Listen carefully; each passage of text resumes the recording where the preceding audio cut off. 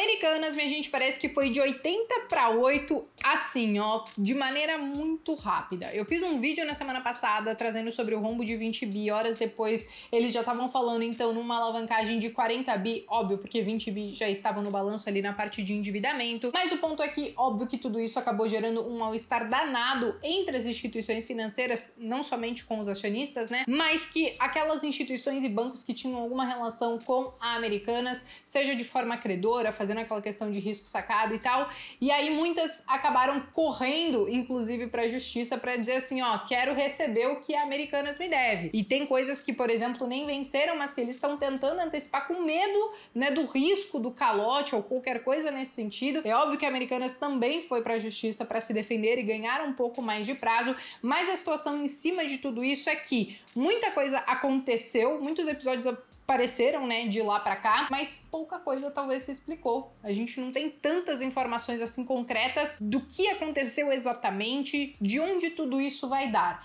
Agora, de onde tudo isso vai dar? Sim, muitos já estão falando que talvez a recuperação judicial ela seja inevitável, talvez um sinal que talvez realmente seja inevitável é porque a própria Americanas já contratou inclusive uma executiva que participou da execução, né, da recuperação judicial da Oi, então parece que eles já estão buscando pessoas experientes para passar por esse processo. E é importante nós lembrarmos que essa questão da recuperação judicial, ela precisa ser aprovada por pelo menos 50% dos credores, precisa ter um plano de como a Americanas ela pretende sair então desse limbo ou dessa situação muito ruim que ela se encontra. E muitas vezes isso pode acabar impactando em lojas que são deficitárias, que podem ser fechadas, isso inclusive pode calhar em uma chamada de capital, né, para tentar fazer talvez um follow-on com os acionistas para levantar grana para a empresa, para tentar dar uma amenizada, mas tudo isso tem que ser acompanhado de perto ainda, pelo menos no momento que eu estou gravando para vocês, e eu digo isso porque as coisas estão escalando muito rápido em relação a Americanas, nós não temos essa confirmação da RJ, mas é algo que sim, já é muito esperado. E diante de toda essa situação, quando eu digo para vocês que ela foi de 80 para 8, é porque basicamente vocês estão vendo essa notícia aí na tela, né? A S&P, ela cortou a nota de crédito, então, da Americanas e ela retirou os ratings, então, de recuperação de dívida. Então, ela tinha uma nota B, que nem dá pra dizer que era um 80, tá, gente? Mas, ainda assim, era uma nota melhor do que ela acabou ganhando agora, que foi a nota D, de default, ou, trazendo pro nosso bom português, de deu ruim. Então, ela acabou realmente saindo desse 80 para 8, né, modo de dizer, e tudo isso gerou muita preocupação, como eu trouxe para vocês, não somente nos bancos, mas ao mesmo tempo eu sei que em muitos de vocês que me mandaram perguntas lá no Instagram sobre os fundos imobiliários que tinham talvez como inquilino ou tinham alguma participação a Americanas dentro do portfólio. Então, basicamente, eu quero trazer quais são esses fundos imobiliários, em como eles podem ser afetados, e aí é claro que eu vou pedir para vocês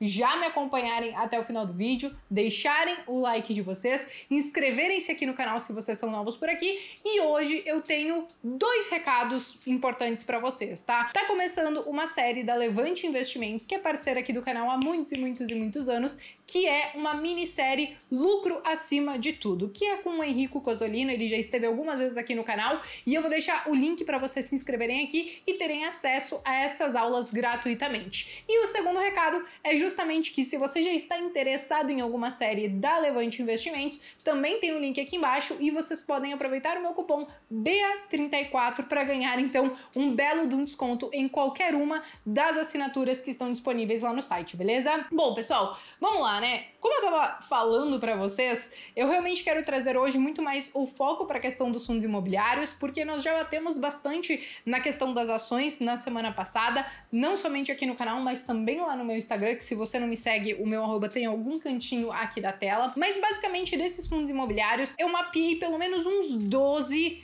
que podem ter aí algum dedinho da Americanas e que podem ser afetados em maior ou menor escala, e aí eu vou explicar um pouco melhor isso para vocês. O primeiro que eu quero trazer para vocês, gente, é o GGR Coppevi. Esse daqui, gente, ele tá caindo desde a semana passada mais de 8%, e eu acho que não é para menos, né? De lá para cá, quando estourou tudo isso, vários fundos imobiliários que tinham a Americanas, né, como inquilino ou participando de algum imóvel e tal ali dentro do portfólio desses fundos, acabaram sofrendo no curto prazo. Claro que de lá para cá tiveram outras movimentações, sobes e desces, inclusive por outros fatores, mas a Americanas acaba pesando bastante. E aí, nesse caso do GGR, o que nós conseguimos entender é que essa oscilação que para um fundo imobiliário nós consideramos até que é bastante em uma semana, é porque basicamente 24% da ABL, que é a área bruta locável do fundo imobiliário, né, da área que ele tem para locação ali, 24%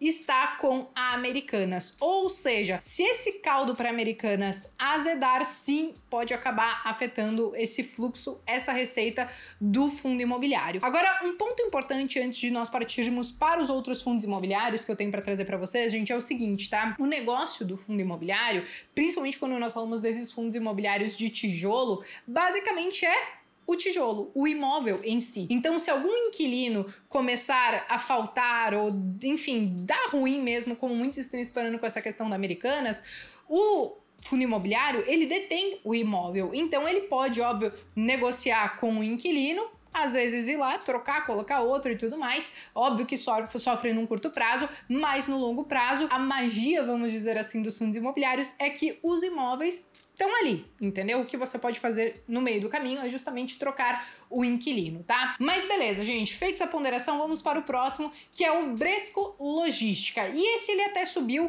e aqui a gente já consegue ver até mesmo, talvez algum dos motivos porque ele não sofreu, por exemplo, tanto, pensando em uma semana, né? Porque no dia muitos acabaram sofrendo, mas porque vocês estão vendo que, por exemplo, 3% apenas da ABL faz parte, né, da Americanas com o Bresco, né? Então, basicamente, ele tem uma influência muito pequena em relação a Americanas. Então, por mais que talvez ela, sei lá, venha a ser devedora, ou ela saia, ou aconteça alguma coisa aí no meio do caminho, é um percentual muito pequeno que não afeta tanto o fundo assim, tá? Diferente, por exemplo, do próximo, que é o Max Retail, né?